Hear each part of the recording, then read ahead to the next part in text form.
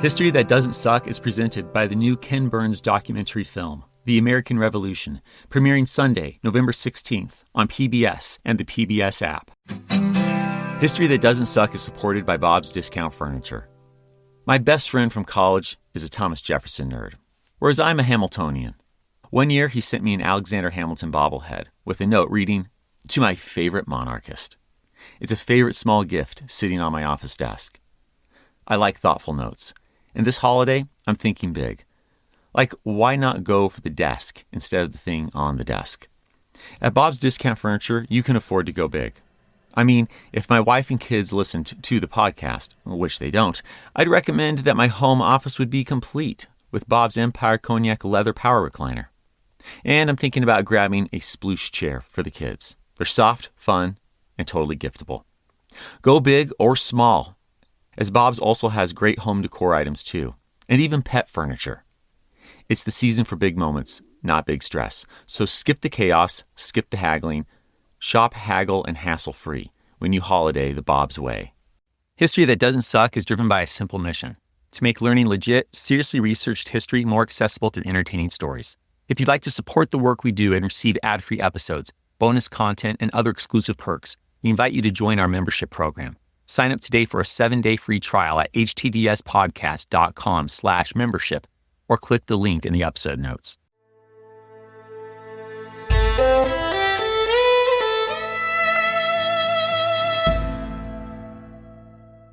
Hello, my friends. This is Professor Greg Jackson, and welcome to a special episode of History That Doesn't Suck. We're going to return to our narrative episodes of World War II soon, continuing toward the United States' official entry into the fight on that date which will live in infamy, to quote FDR. But today, I'm sharing with you my conversation with documentary filmmaker Ken Burns and his co-producer Sarah Botstein about their latest film, The American Revolution. I'm confident that none of you listening today need an introduction as to who Ken is and the importance of his contribution to the telling of American history. But you may not know that Sarah has been a longtime collaborator with Ken on such films as The U.S. and the Holocaust, the Vietnam War, Prohibition, Jazz, The Wars, and others. I got to attend a luncheon and screening of this new film with Ken and Sarah in Newark, New Jersey, and I was proud to host a community screening in Salt Lake City for PBS Utah. So I've had the privilege of seeing the work in advance, and no surprise, it's excellent. A+.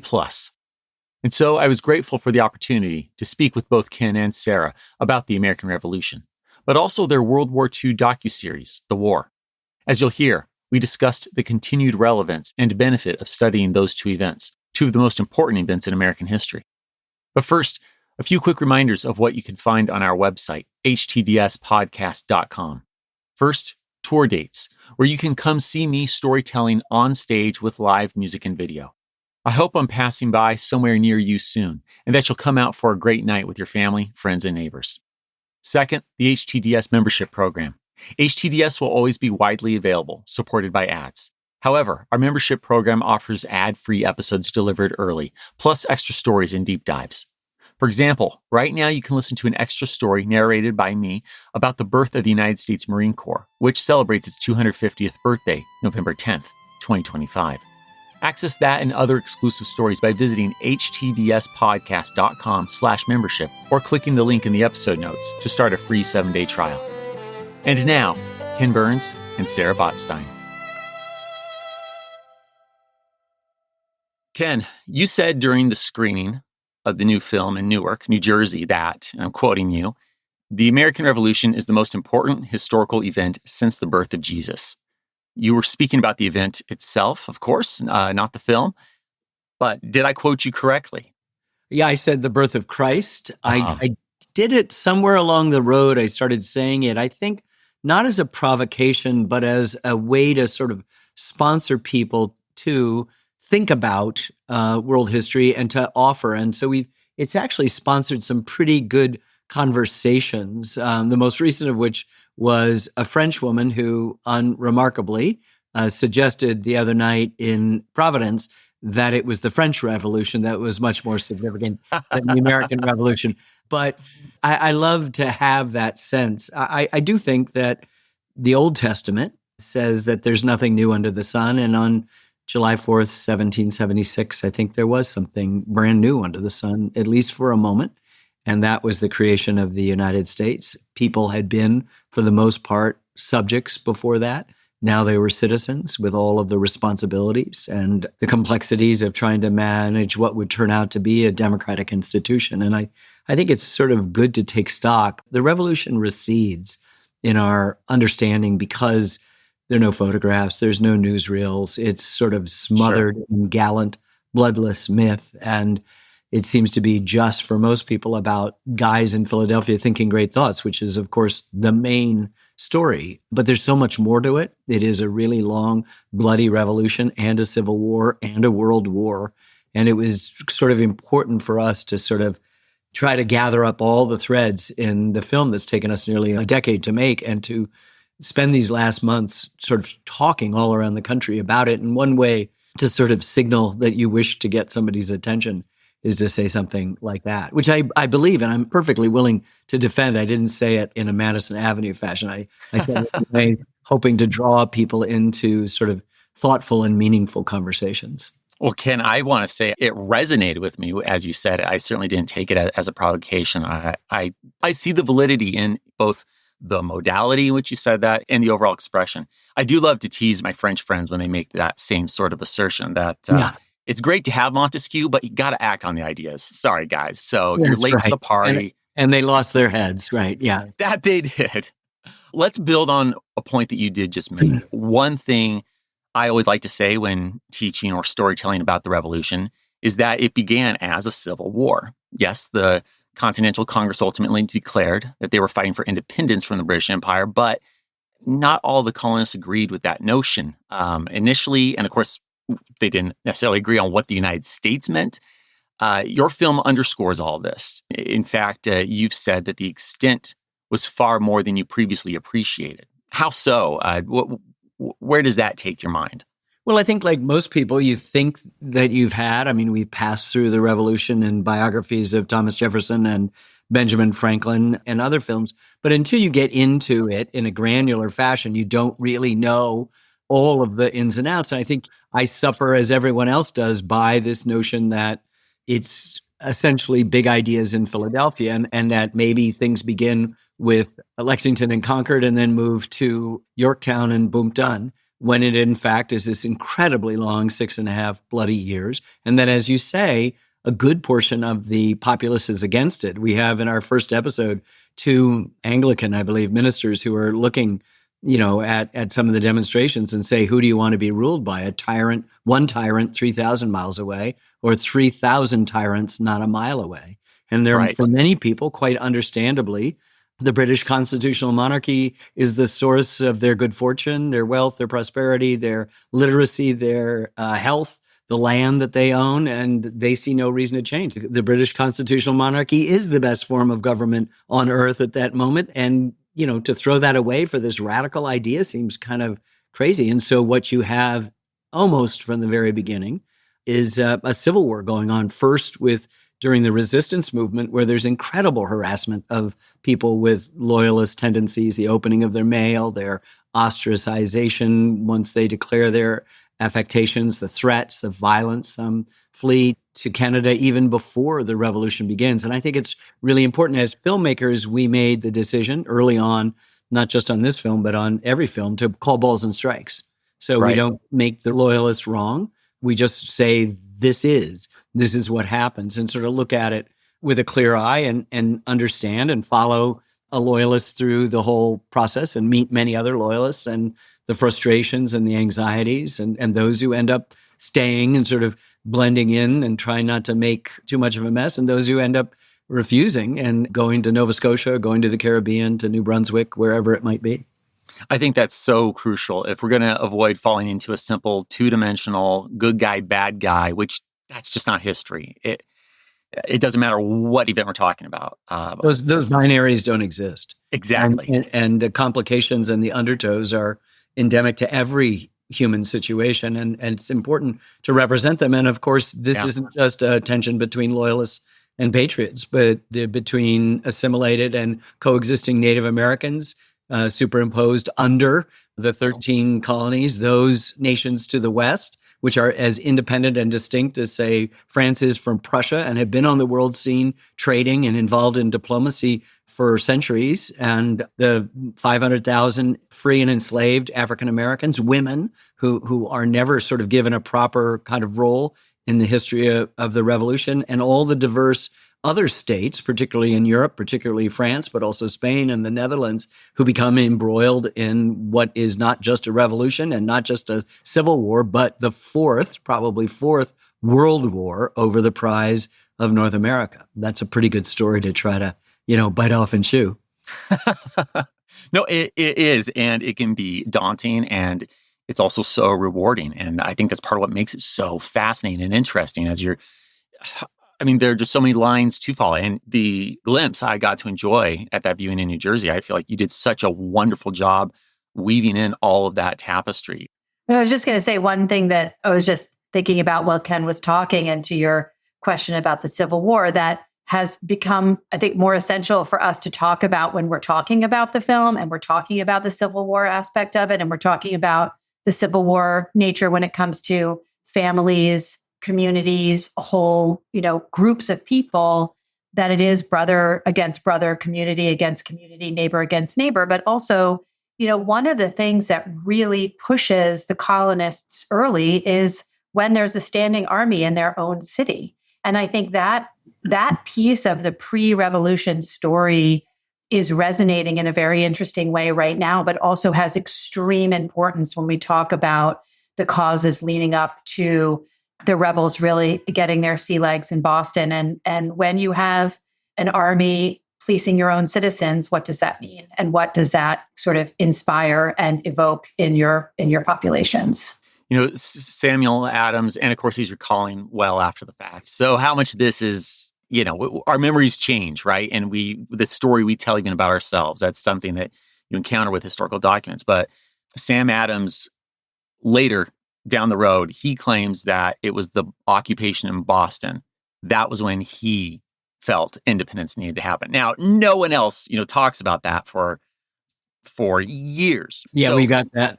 Yeah, Wonderful. And how are you going to get 13 clocks to strike at the same time? Exactly. But I think it's interesting, Sarah, to your point, that even if Sam is after the fact, kind of, reinventing himself, sorry, that's my critical historian mind, having to question even what people say about their own narratives.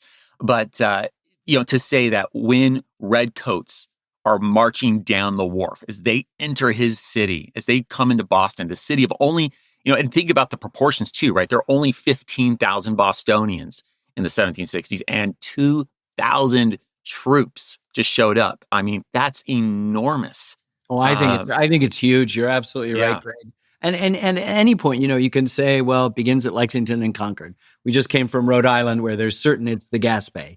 You Sure. can back it up, and it's December of 73, and it's the Boston Tea Party.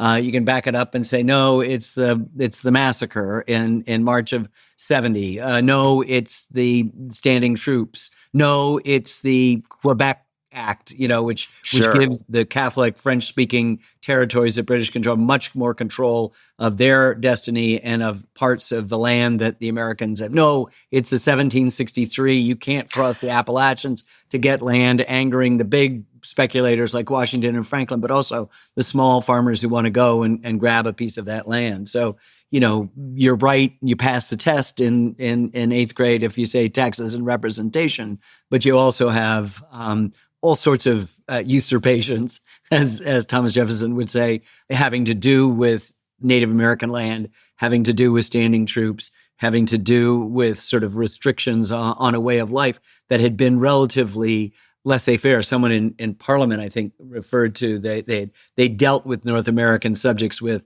salutary neglect. And we liked it that way. And whenever it tightened for a variety of reasons, the empire's out of money, needs help in paying for the protection, all of that sort of stuff leads to this sort of escalating series of events. The most important thing is it happened. Right. Let me take a slightly different direction at this point, if I may. There are 6 chapters in the new film, and every chapter, I noticed, is titled with quotes from Thomas Paine. What's the significance of that choice? Well, it's one of these things that you don't go in advance as if it's a mental thunderbolt that you're going to do. It's something that happens along the way.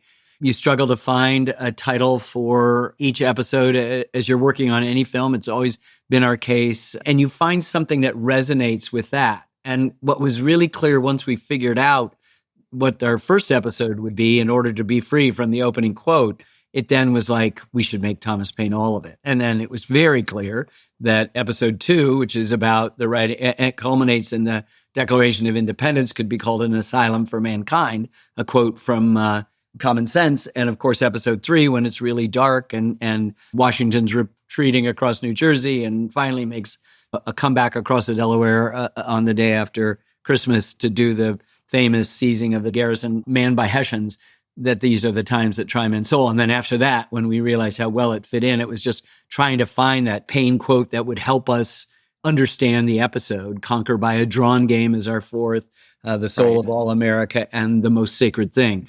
The most sacred thing being, to Thomas Paine, the Union. Sure. And I don't know if that's a little Freudian slip to throw Twain in with Paine. Well, there, when I am quoting Mark Twain every single day of my life, because as he said, I think people have said of him, he never wrote a bad sentence. So, Twain has rents huge space in my brain. Oh, as he should. That should be the case for everyone. I hear you on that. He makes an outsized number of appearances in my book that I'm working on right now, to my surprise. Well, and I will add on Paine, I think he's brilliant. I wish he and George Washington had a better relationship there at the end. That's my only struggle with the guy. My conversation with Ken and Sarah continues in a moment, where we geek out on maps, including World War II maps, because later we jump from the Revolution to World War II and their 2007 docuseries, The War.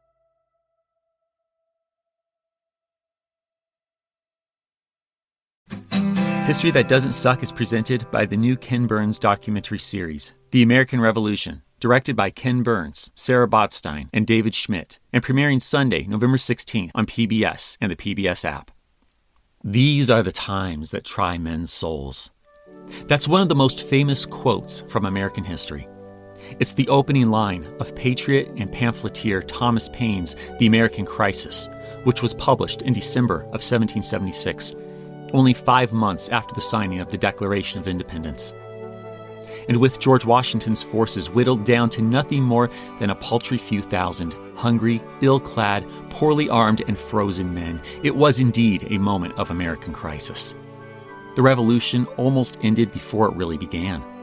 And yet, neither General Washington nor his Continental Army gave up. As Thomas Paine went on to say in that same issue, by perseverance and fortitude, we have the prospect of a glorious issue. By cowardice and submission, the sad choice of a variety of evils. Persevere they did, utterly contradicting the odds, to prevail at Trenton days later, on the day after Christmas, in fact.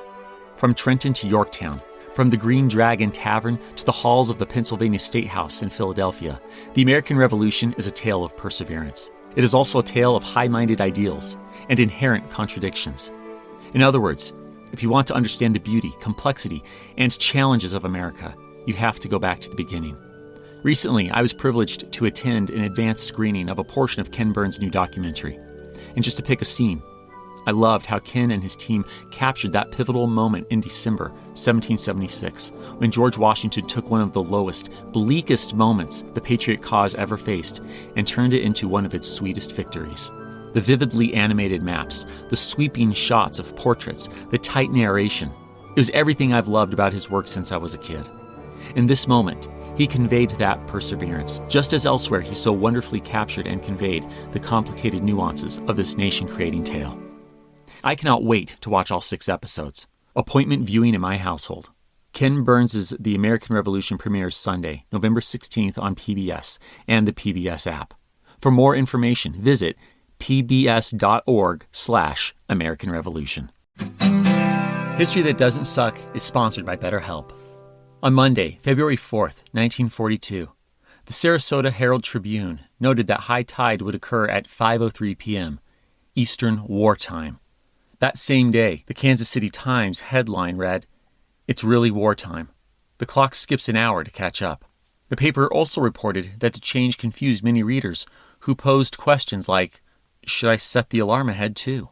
And in Bend, Oregon, the bulletin headline was, Watches, Clocks, and People Adjust to New Wartime. Across the nation during World War II, clocks had sprung forward on daylight savings time that lasted from February 1942 until fall of 1945, after the war's end. Imagine the fallback adjustment when clocks wound back an hour for the first time in 3 years. A minor inconvenience for a major relief to end the war. Thankfully, we're not at war today, but seasonal changes and less daylight can be a struggle for some. This November, BetterHelp is encouraging everyone to reach out. Check in on friends and reconnect with loved ones. Talking to someone can help. That same feeling comes when people start therapy. BetterHelp makes it simple to talk to a licensed therapist. BetterHelp's matching process pairs you with someone who's a good fit for your needs. If the first therapist isn't right, you can switch anytime. With more than 5 million people served, BetterHelp is one of the world's largest and most trusted online therapy platforms. This month, don't wait to reach out. Whether you're checking in on a friend or reaching out to a therapist yourself, BetterHelp makes it easier to take that first step. Our listeners get 10% off their first month at betterhelp.com/HTDS. That's betterhelp.com/HTDS. You know what one of my favorite high-protein snacks that fuels the brain and keeps the history train rolling is? Peanuts. Really. Let me tell you about Virginia Diner peanuts. They've been roasting peanuts for nearly 100 years. These Virginia Diner peanuts are bigger, crunchier, and more flavorful than most grocery store brands. And right now, if you go to vadiner.com before December 19th and enter the code HISTORY, you'll receive 20% off your order. That's vadiner.com and enter promo code HISTORY.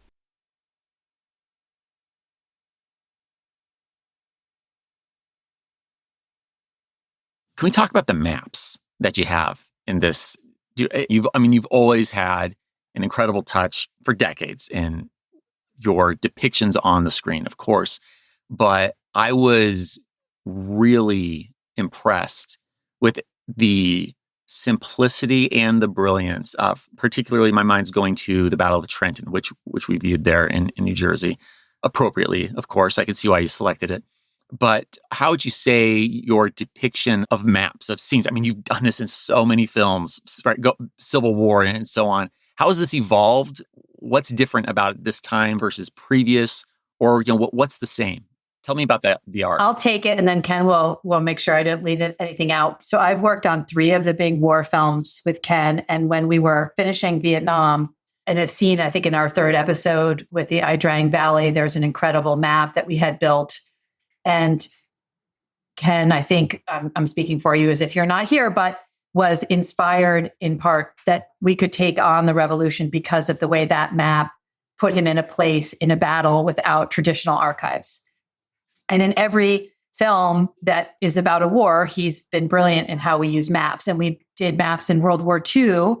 Just to nerd out on this for a second, World War II has incredible maps, the Military Academy at West Point. And they show in these interesting illustrations army movements and why in the Pacific and in Europe. And we took those books and we built incredible, that was 25 years ago, maps based on those books. And then in Vietnam, we did another version of that where we started to play around with topography and kind of Google Earth, as well as the traditional flat military maps to help people like me understand how troops are moving and why and what that means in a very kind of elemental way, but also very beautiful and archival and visually exciting. And so Revolution, we actually do that in 3, maybe 4 different ways, but really 3 ways. And the first is when you're looking at documentary evidence from the American Revolution and things that actually exist and were made at the time and are contemporaneous to the history we're telling, one of the things you have is an incredible archive of maps. And those maps were made by everyone. The French made maps, the Brits made maps, we made maps. And the maps are sometimes incredibly beautiful, intricate illustrations of battles. You see soldiers and cannons and guns, and you see kind of the military hope, the plan, and then what happens. And that's one whole class of maps. Then there are maps that are more politically aspirational, as Maggie Blackhawk explains in the film. They're showing the colonies moving way west before it was reasonable to move west because they were kind of aspirational and political. And then you have, different countries drawing maps for different reasons. Again, sometimes military, sometimes political. And obviously the geography and the topography of North America is incredibly daunting to anyone trying to figure out how to fight a war. So we brought all that archival material in and we use those maps. They're incredible. I mean, Ken and I, we love them. And we superimpose arrows on them and explain what to be looking at and help the viewer sometimes. And sometimes we don't need to do that. And then we thought, okay, now we have to build our own maps. So if you think back on the beautiful parchment maps that Ken made for the Civil War with the red and the blue arrows, and then you think about the kind of military maps we used in World War II and what we did in Vietnam. So we knew we had to do something like that. So we hired a cartographer and his team to actually build, it took almost 2 years, the topography of North America in the 18th century. Where were the rivers? Where are the mountain ranges? Where do the colonies lie? What are the boundaries? What are the lines? It's really, really hard to do. North America does not look like it did then. Just think about how many dams have been put up, right? Well, Boston is my go-to example on that. So then Boston, right? Yeah. Yes. Boston, the Back Bay, what? I mean, it's a completely different landscape. So we had to do that technically. And then the wonderful graphic designer, Molly Schwartz, who's a brilliant watercolorist, had to watercolor on top of that topography. And those are the maps, we call them Molly maps. Those are our maps. And they help you. We put flags on them. We go zoom out very wide where you see all the way to, Barbados and Jamaica and the colonies that are beyond the traditional 13. And then we get really, really, really close where you see trees in Sheffield, Massachusetts, or you see the wharf in Boston. And then we pull way out again and you see how smallpox spread across North America. We were making this film during the pandemic. You can't kind of make that up, right? Right. And then the third thing we did was to work with an incredible company in England to do a kind of 3D CGI. And we did that very carefully in very specific places, working backwards. We did it in Yorktown. We do it at the end of the Battle of Long Island. We do it at Trenton. We do it in Quebec. And I think it's the most incredible at Quebec where you really see how the geography and the weather impacted what was happening, and then using kind of the red and blue idea in a CGI way. And that was new for us and very exciting. And we didn't do it too much, but we have seen audiences love it. And I think you can't underplay how important maps are, and you can't undersell how good Ken is at maps. And if you travel with him, you can like blindfold him and turn him around, and then he'll be like, okay, this is how you get back. He's just got an innately good sense of direction. So that's helpful. Wow. She nailed it. One of my earliest memories is of my dad building a map cabinet because he had the disease too. And I love maps. And what I'm happy to report is that I think that there are more maps in the American Revolution than in all of our previous 39 films combined. Oh my goodness. Yeah, they're really amazing. They help you understand. And for someone like Sarah, who's not thrilled about having to be told that the American right and the American left and the British left and the British right, the maps really help sort of figure it out, because this is not a political history. It is a political history, but it's a social history. But it's not just a social history, it's a military history, which means you've got about 40 different battles you've got to get to know in this. And we're not making it for the nerds like me, the people who already know that stuff. We want to make it explainable to someone who doesn't know. I remember after the Civil War, a woman asked me, she said how much she liked it and asked me what I was doing next. And I said, a history of baseball. And she goes, oh, my husband and my son will like that. And I said, oh, so you're a military history expert. She goes, oh, no, you told human stories. I said, look, I'm making baseball for you. I already know your husband and your son are going to watch. I'm making this for you. So we the people who are the nerds will nerd out, but the people who are like, oh, I'm not into military history that much, or I'm not this is for you, because it will give you a kind of a portal into the story and why it's important to understand what happened at Bennington, what happened at Saratoga, what happened at 96 in South Carolina, what happened at Utah Springs, what happened at Guilford Courthouse, and as well as Yorktown and Lexington and Concord. I love and that. they're beautiful to look at. They're the ones that were painted at the time are just extraordinary. The way Molly was able to bring kind of an authentic look and feel that was old, but also new. So you're not pretending to the audience this isn't something that we've done ourselves, to the incredible technology that you can do in 2025 with CGI. Yeah, part of it is erasing too, Greg. It's so interesting. One of my favorite maps is of the Boston area extending all the way through Lexington to Concord. And it has these figures drawn in, as Sarah was saying, and representations of bunches of troops, little tiny things, and cannon here. But to begin our story, we subtracted all of that and sent Revere and Dawes off to warn, not that the Redcoats are coming or the British are coming, but the regulars are coming out, which is what at least Paul Revere said. And then by the end, we filled it all back in with all of the action, which we've described through paintings, through drawings, through live cinematography of minute details, impressionistic details of reenactment. So, plus the commentary of someone like Rick Atkinson, who knows the battle cold, and you sort of feel like he's standing at the edge of the stone wall in Lexington and knows exactly what's going on in the minds of people. All of that, and music and effects, which, sometimes we have a soundtrack, not just music, but of effects track that is as complex as any feature film. And we may be in the hundreds of individual tracks in the middle of a particular battle. And that helps wake up the people who tend to kind of go, oh, well, I'm not really interested in history. I'm so glad that you peeled back the curtain on that one. And I have to say, first of all, I think George Washington, the surveyor that he was, would be very pleased with all of this. Yeah, we hope to have George. I mean, he can be tough, right? He can just look at you and you can kind of go, oh, man, I really screwed up here. But we're hoping that we're not uncritical of him. We see him as flawed and rash and making some pretty terrible tactical mistakes, particularly at Long Island and Brandywine, but we know that we don't have a country without him. So we'd be really happy if he felt good about these maps. I like to think he would. And I think the brilliance of, Sarah, you're not Luddites. You're leaning into the new technology, but you're also not becoming dependent on it. That's correct. Very much so. Yeah. We answered this question to a bunch of students the other day because I've worked for Ken for so long that my first film with him, we still cut on film and shot on film. And I'm so glad that I had that experience, unlike my incredible colleagues right outside here, because it is like going from a yellow pad to a typewriter to a computer.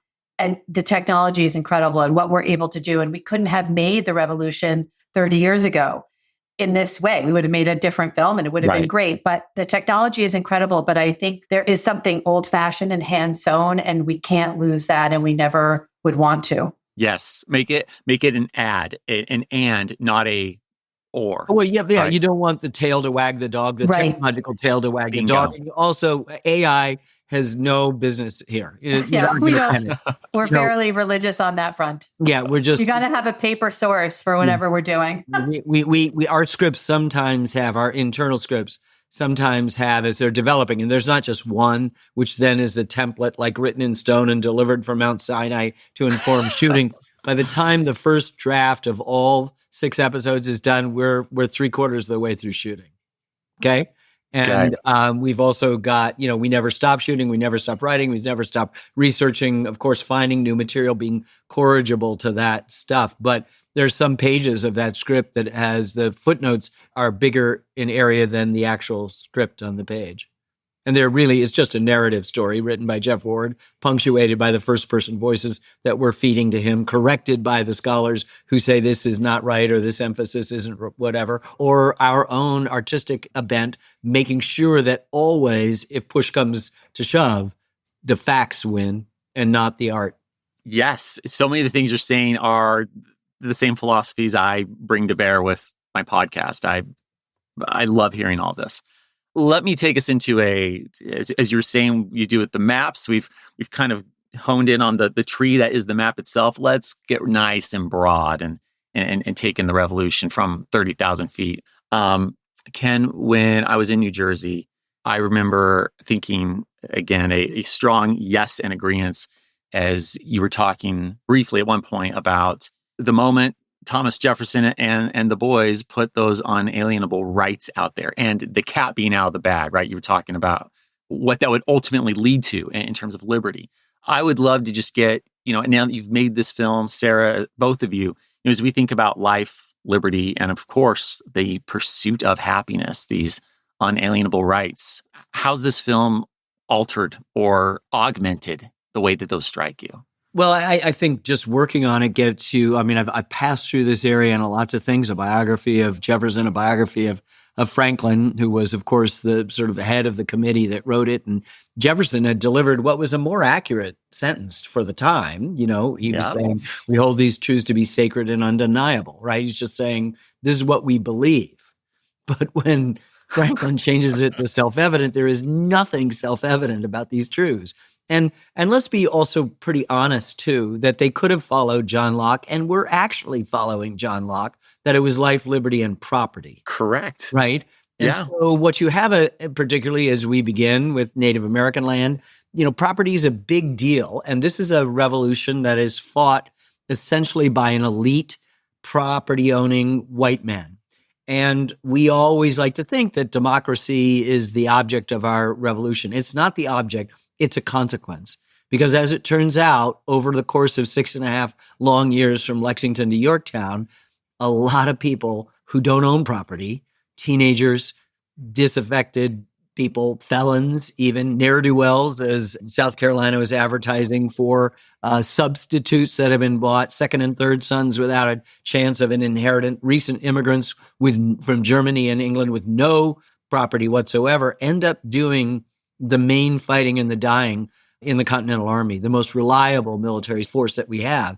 Militia can be really good or they can be scared and they can leave because they're crops to plant or crops to harvest. So it's that. And what happens is, starting first with Pennsylvania, is you begin to extend during the course of the revolution some promises to these folks. Sometimes it's, we're going to give you 100 acres of Indian land. Boom, done. Plus $10 or whatever it is. Some of them in the Constitution of Pennsylvania are going to say, you're 21, you're white, you're male, you can vote. And that is not happy downstairs in the same building where John Adams is, who thought this was an aristocracy, a republic of sort of elites. And so there's an amazing transformation that takes place. And so these words are hugely important. First of all, that he does say pursuit of happiness. We think that the happiness that they meant has to do with material things. In fact, I think in large part it has to do with lifelong learning. That they think that in order to earn this virtue of citizenship, you have to be completely educated, which has been the hallmark of our republic. You can't be back to being superstitious, conspiracy distracted, disinformation subjects. You have to be thoughtful, verifying, critically thinking citizens. And that's a huge part of it. And the key word isn't even happiness. It's pursuit. This is an action verb, like more perfect union, right? And that's where I think we have to understand the gift that they gave us. And while we can be distracted, completely distracted in the canceling methods of talking about the flaws of a Washington, or in this case, a Jefferson, it's a fool's errand. They are who they are. And that sentence that he wrote, it just opened the door for everybody. We were speaking to the scholar Yuval Levin the other day, and he said, just the word all, that's it, it's over, right? When you say all, you mean all. And while it'll take 69 years before slavery is outlawed, it's done. It'll take 144 years before women get the right to vote. It's done, right? And whatever other expansion of liberty that you mean. And even at that moment, when we know, people reading it know who it's intended for, everybody at the margins, as the legal scholar Maggie Blackhawk said, it's deeply significant, she said to them. And she's meaning women, she's meaning African Americans, she's meaning Native Americans. So that there is something so almost the unintended consequences of the revolutionary ideas that Jefferson was putting in on the page, despite his own shortcomings and limitations, makes this one of the great stories in the world. I mean, the scholar Annette Gordon-Reed says, he knew slavery was wrong. And how could you know something is wrong and still do it? She said, well, that's the human question for all of us. She's not letting Jefferson off the hook.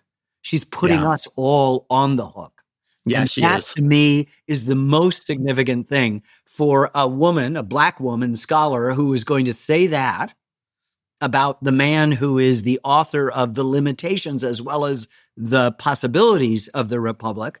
And then to also understand with regard to George Washington that there's nobody besides him. There's only one person could have kept the 13 colonies together. Then you begin to realize, okay, we don't have to separate into our political factions. We don't have to identify this way or that way. We can say, boy, we're Americans. This is one hell of a story. We've got the best scholars, talking about it. We've spent a decade nearly researching those maps and those drawings and the paintings, and we've collected 400 voices to complement the third person narration, and they're read by the greatest cast that's ever been assembled for a movie or a television series anywhere, period. Period. Yep. Maybe. I did recognize that John Adams, I'll say, and it made me happy. Longest Day about D-Day has a really long cast list of very famous actors. Ours is longer, and because it includes women and all sorts of other types of people, as well as the greatest stars of today, I'd put our cast list. I defy anyone. Maybe it's similar to Since the Birth of Christ, but I would defy anybody to show us a better cast list than this one. Yeah, wow. I just want to piggyback on one thing Please. Ken said, which is, I think we've been talking about this a lot as we go around the country, and Ken said it so well about Maggie Blackhawk kind of explaining. But I think one of the hopes we have for the film is that it will put both the Declaration of Independence and then the Constitution into a little bit of historical context. Because I think most of us are kind of confused. If you think about it for a second, the Declaration came first and then the Constitution. But how much time took between the two documents? What inspired the first and the second? And I think the hypocrisy, particularly in the Declaration of Independence, the hypocrisy comes with enormous flexibility, and that is very inspirational. And so we're complicated people, right? We can handle all of those things. We can handle the hypocrisy. We can handle the flexibility. We can be inspired. We can look back at our scars and mistakes and use them to propel us forward. And there's something, we hear this a lot with commentators on every part of the political spectrum saying that the simplicity and flexibility in our founding documents has actually served us very, very well. And it has the possibility to serve us now.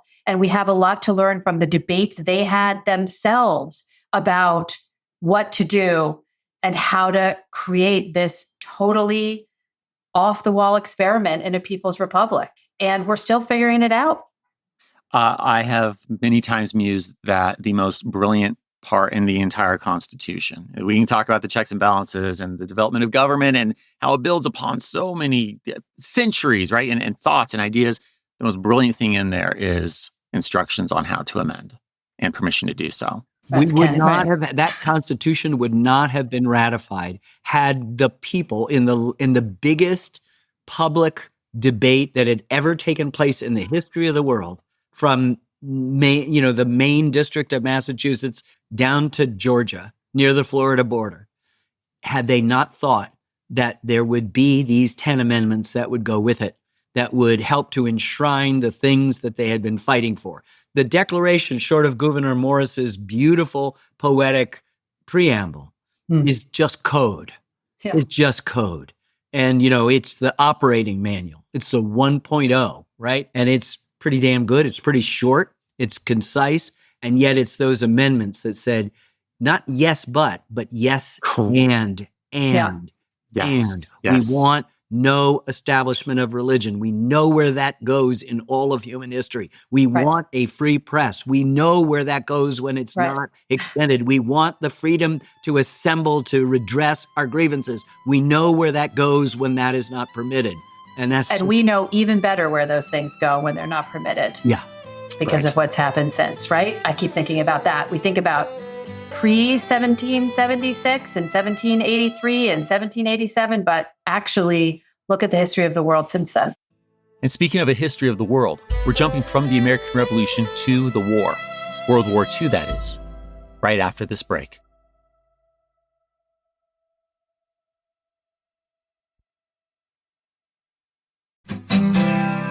This episode is brought to you by PBS, home of Ken Burns. Ken Burns' films aren't just documentaries. They're national events. And his latest, The American Revolution, is the one you've been waiting for. When you think American Revolution, you probably picture tea crates in Boston Harbor, founders signing documents in Philadelphia, redcoats marching into battle. But Ken Burns, along with Sarah Botstein and David Schmidt, take us so much deeper. This was a revolution that was bloody, complicated, and unbelievably consequential. It's a story of people, some you know and many you don't, who risked everything to change the course of history. Their fight for independence lit a spark for freedom that still burns today. George Washington called it the cause of mankind. And John Adams wrote to his wife, Abigail, "Posterity, you will never know what it cost us to preserve your freedom." With the American Revolution, Ken Burns and his team bring us a story that's vast, human, and deeply relevant. A story that belongs to all of us. Check out The American Revolution. Premieres Sunday, November 16th at 8/7 Central on PBS and on the PBS app. I can't wait to watch. United Healthcare nurse Crystal checked in on a patient. We do a routine call after surgery, and I could tell in her voice that she was struggling. Crystal knew she needed help. And I knew that this is very serious. This is like septic. This is life-threatening. And she knew just what to do. And I called the hospital and said, she's coming in. Here are her labs. And got her the help she needed. I see my role at United Healthcare as a life-saving role. Hear more stories like Crystal's at UHC.com. Benefits, features, and/or devices vary by plan area. Limitation and exclusions apply. At Maurice's, we're all about great jeans. You know, the ones that fit you just right. The ones that go from work days to weekends and everywhere in between. The ones that simply make you feel good. Because you don't just wear jeans, you live in them. With 25 sizes, 5 lengths, and 6 denim brands, you've got options. And fit experts in every store to make jean shopping easier. Find great jeans starting at $29.90 in stores and at Maurice's.com.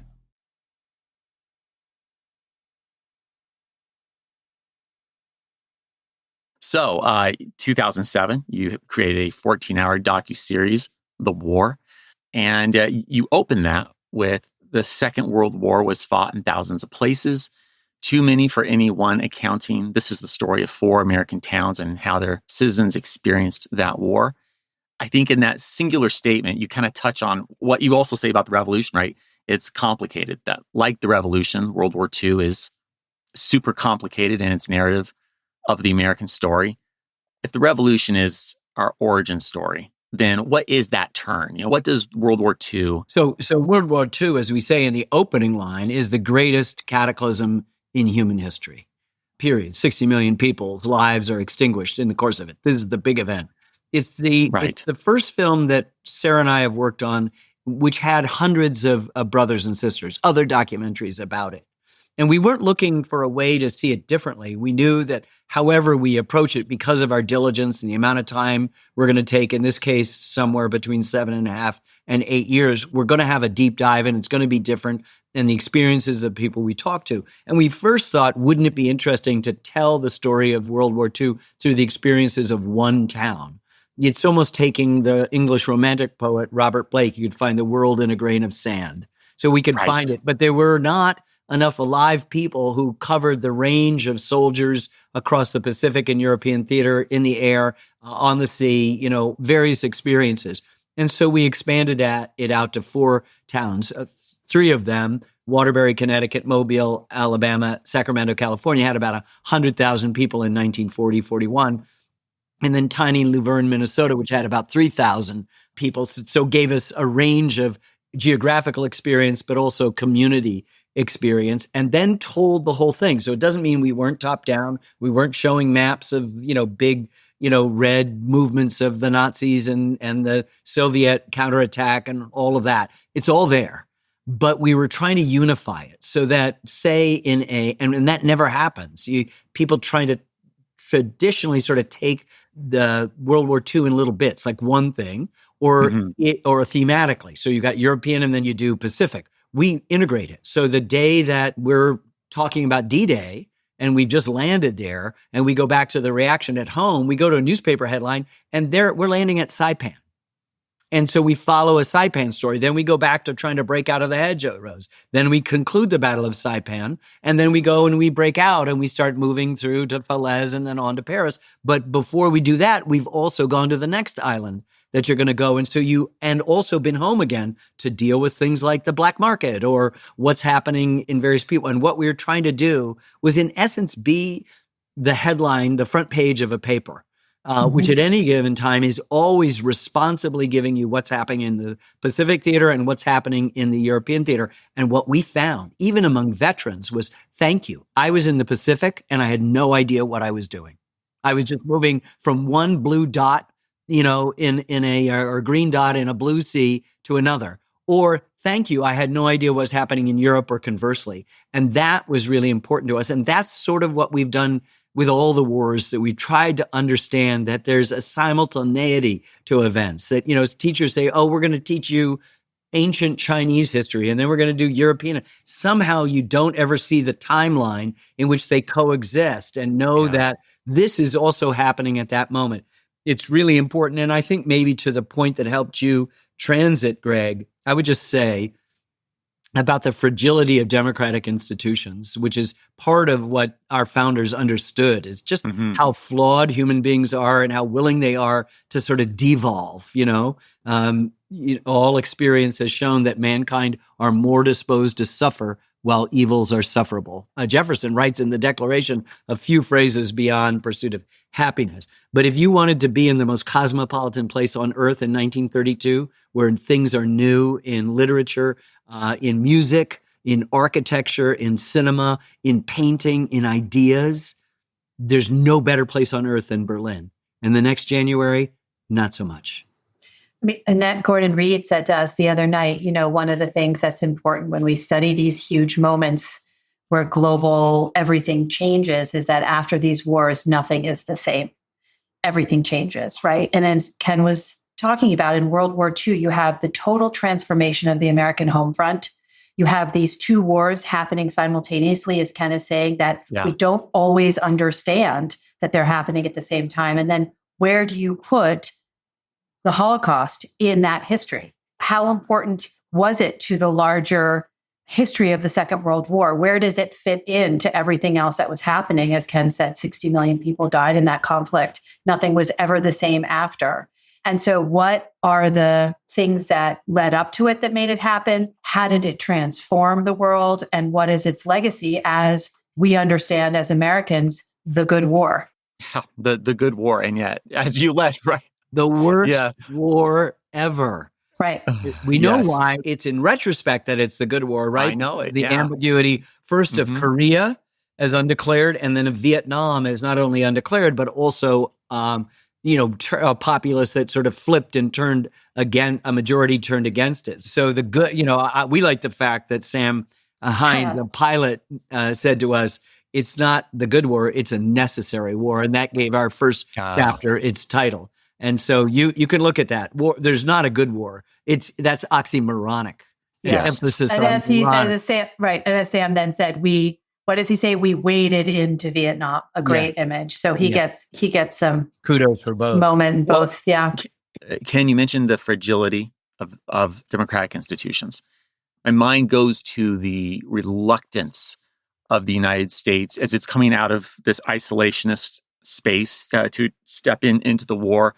And I suppose I see a reluctance in FDR in stepping into this global role that the United States has never held. And yet he's pressed and pushed into it. And as he does so, he brings things like the Atlantic Charter, like the Four Freedoms speech. In what ways, in all the ugly nastiness that is World War II, do you think, and the American experience in particular, American leadership, American concepts of liberal democracy, are they promulgated, furthered? Do we become that beacon on the hill, or is that more myth? Where do you go with it? Well, I think it's important to understand that at the end of the revolution, the Treaty of Paris gave us a nation to the Mississippi, which is bigger than England, France, and Spain combined, right? So The empire's begun. During the Shays' Rebellion, George Washington pleads, please don't drown our rising empire in blood. They call it the Continental Army, the Continental Congress. They know where they're going. By Theodore Roosevelt's time, a century plus later, America is a big player in the world scene. We become the deciding factor in the First World War, but that turns a lot of people off. At the exact same time, we've decided to turn off the spigot of immigration, so it develops this kind of nativist as well as isolationist tendencies. The only thing I disagree with you is that never once was Roosevelt reluctant. He knew who his fifth cousin was and what he wanted to do on the world stage. He had been an assistant secretary of the Navy. The biggest favors that ever happened to him were Pearl Harbor, and then a few days later, Nazi Germany declaring war on the United States, so we wouldn't have to make two different arguments. Yes, everybody's going to go along with responding to the war in the Pacific, but his big worry, understandably and correctly, is what's going on in Europe and into the Soviet Union. And so these were gifts to him. And the world was coming out of an economic crisis in which just the very notion of the survival of democracy is at stake. And he, more than anyone else on the planet, and I know there are lots of Churchill people who are listening to me, and he is central to this, and number two, and he's keeping it going even when we can't get in there. He understands this war is won in order with American manufacturing, 1, Soviet sacrifice, 2, and then Allied sacrifice, 3. And that is huge. And he had pivoted from the New Deal programs into the kind of robust economy that's not only going to end the Depression, but it is going to actually, in September of 1945, more than 50% of all things manufactured in the world were made in the United States. This is an unbelievable story.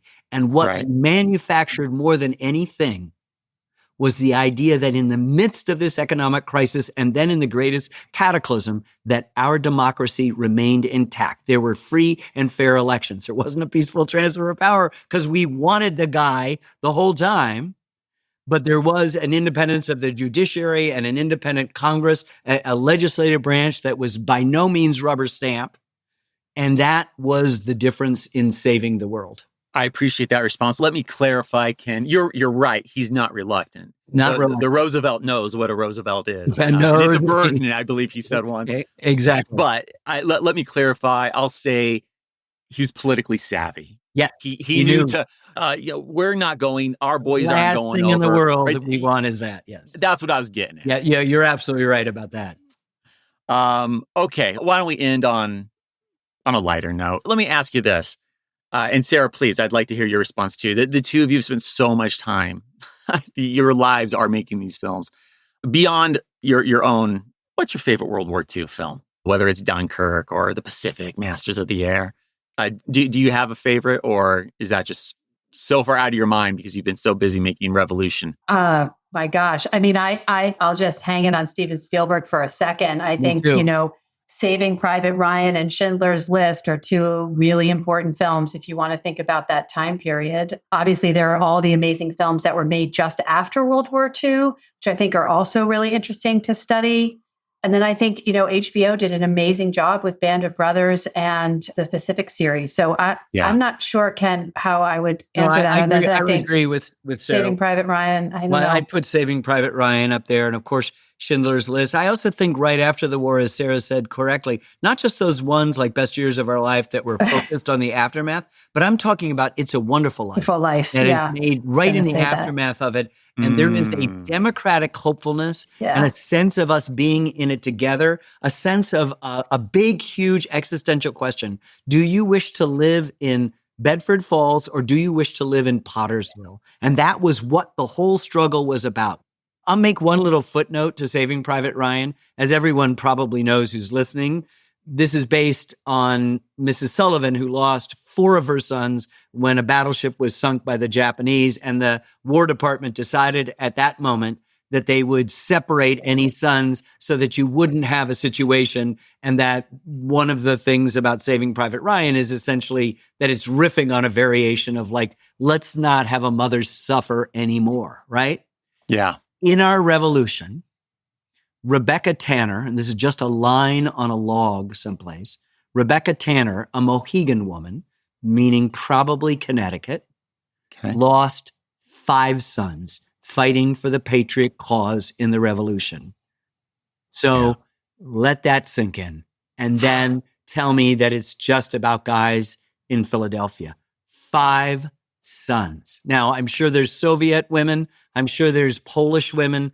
I'm sure there are families that had 20 kids that were completely annihilated in wars in the past. But we have a record in our sort of bloodless, gallant American Revolution that is all, covered with the barnacles of sentimentality, that we have this really real person. And you meet a 14-year-old kid and a 15-year-old kid from Connecticut, Joseph Plum Martin, not a Native American, but now a Native, American fighting for the patriot cause throughout. 15 years old, he signs up and serves throughout the whole war.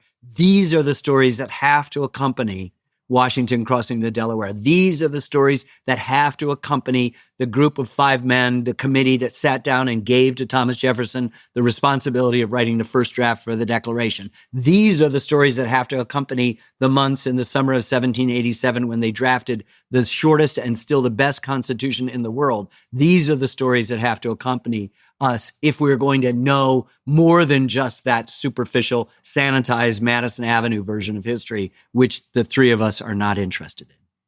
Ken, Sarah, I don't think there's a better note to end on there.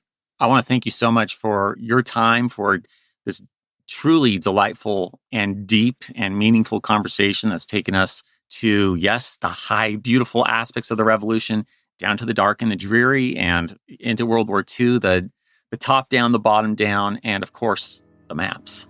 The map. History doesn't suck. Yeah. That's right. Thank you both so much, and we'll look forward to more things down the road, I'm sure. Thank you. Working on a lot. Ken Burns' latest documentary, The American Revolution, premieres on November 16th on PBS. That concludes this special episode. Don't forget that right now, you can listen to an extra story about the birth of the United States Marine Corps, which celebrates its 250th birthday, November 10th, 2025. You can access that and other exclusive stories by visiting htdspodcast.com/membership or click the link in the episode notes to start a free 7-day trial.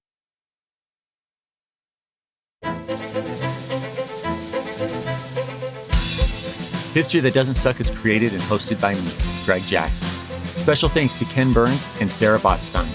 Episode produced by Dawson McCraw with editorial assistance by Ella Henriksen and Will King. Production by Airship. Sound design by Molly Bach. Theme music composed by Greg Jackson. Arrangement and additional composition by Lindsey Graham of Airship. For bibliography of all primary and secondary sources consulted in writing this episode, visit htdspodcast.com.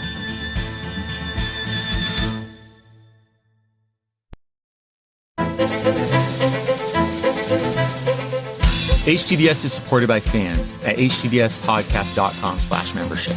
My gratitude to you kind souls providing the funding that helps us keep going. Thank you. And a special thanks to our patrons whose monthly gift puts them at producer status. Ahmad Chapman, Andrew Nissen, Anthony Pope, Art Lane, Bob Stinner, Bonnie Brooks, Brian Goodson, Bruce Hibbert, Charles Clendenny, Charlie Mages, Christopher Merchant, Christopher Pullman, Cindy Rosenthal, Colleen Martin, Dan G., David Rifkin, Durante Spencer, Donald Moore, Elizabeth Chris Jansen, Ellen Stewart, Ernie Lowmaster, G2303, Jeffrey Nelson, George J. Sherwood, Gareth Griffin, Henry Brunges, Holly Hamilton, Jake Gilbreth, James Bledsoe, James Blue, James Schlender, Jarrett Zangora, Jeffrey Moots, Jennifer Ruth, Jeremy Wells, Jessica Poppett, Joe Dovis, John Boothby, John Frugal Dougal, John Hubbard, John Keller, John Messmer, John Oliveros, John Ridlevich, Jonathan Sheff, Jordan Corbett, Josh Wood, Joshua Steiner, J.P. Brooks, Justin May, Justin Spriggs, Karen Bartholomew, Carl and Elizabeth Sally, Carl Friedman, Carl Hindle, Ken Culver, Kim R., Kristen Pratt, Kyle Decker, L. Paul Goringer, Laura Norman, Lawrence Neubauer, Linda Cunningham, Mark Ellis, Marcia Smith, Matt Siegel, Nate Seconder, Nick Caffero, Noah Hoff, Owen W. Sedlak, Patrick Day, Reese Humphreys Wadsworth, Rick Brown, Rob Drazovich, Sam Holtzman, Sarah Trawick, Sharon Thiessen, Sean Baines, Stacy Ritter, Steve Williams, The Creepy Girl, Thomas Churchill, Thomas Matthew Edwards, Thomas Sabbath, Tim and Sarah Turner, Todd Curran, Tom Bastafka, Wesley McKeague, Zach Green, Zach Jackson. Join me in 2 weeks, where I'd like to tell you a story. Here for the Lowe's early Black Friday deals? You're right on time for some of our biggest savings. We're talking up to 50% off select major appliances, plus up to an extra 25% off when you bundle select major appliances. Holiday lights going up soon? Select ladders are up to 50% off right now. Get Black Friday prices without the Black Friday crowds. Lowe's, we help, you save. Valid through 11/19. Selection varies by location. Select locations only. While supplies last. See Lowe's.com for more details.